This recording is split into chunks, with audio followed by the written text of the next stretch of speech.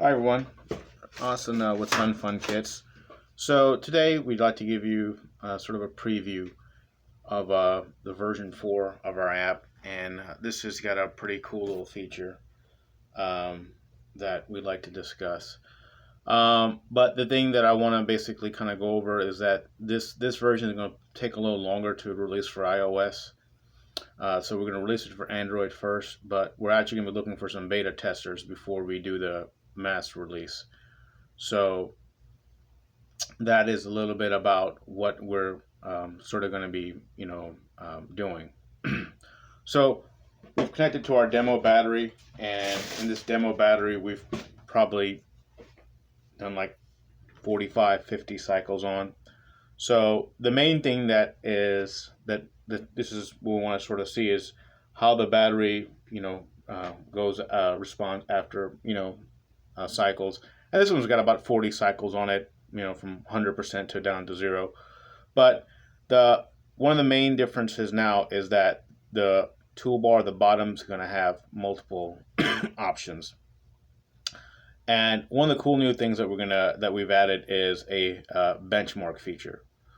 So the benchmark feature basically is going to allow you to sort of test your battery.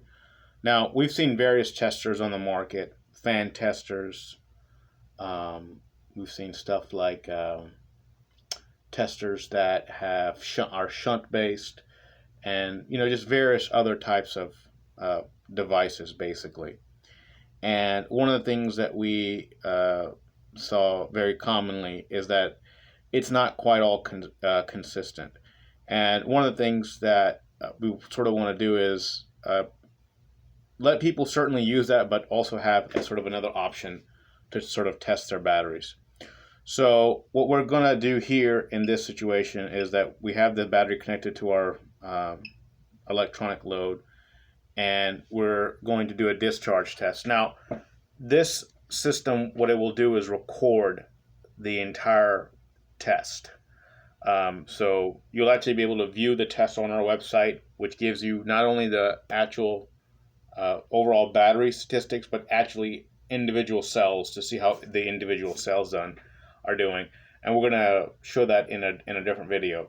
But right now we have 2 tests. We're eventually going to have 3 or 4. One's going to be a charge test, one's going to be a discharge test, one's going to be a high load test. So there's going to be 3 or 4 tests. But let's do the drop down and we'll do a discharge test. Okay? So we start by doing begin test, and test started successfully, and it just tells you that each cell should be 3.4 or higher, and voltage overall battery should be 13.6 or higher for accuracy. Okay, so right now it's 14.4, and we've just sort of begun the test. And now that it's begun the test, it's going to show us that we're discharging at around 60 amps. With the total amp hours we've done so far, what our watts are, and sort of what our total watt hours are. And this is going to run all the way to to the end.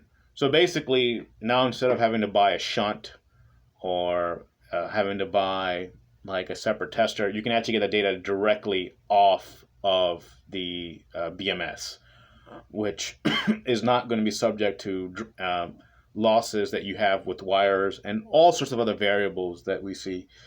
People say, oh, you don't have V-Sense cables and all that stuff. This is coming straight off the battery management system. And everything that you would attach after that would be basically going to the battery management system. So if the battery management system is not accurate, everything else below is going to sort of be inaccurate as well.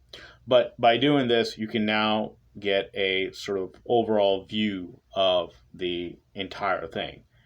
And by doing this, you can have a more accurate thing of sort of what is going on.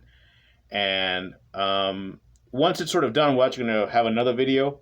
You can actually view the graph, but that graph you can view online on our website and actually share that link with anybody. So if you ever have a problem with your batteries or something else is going on, you can let us know, send us that link, and we can view it. But this is something that we're going to be contacting a few people and see sort of what they have, and it's going to first sort of be released as a beta.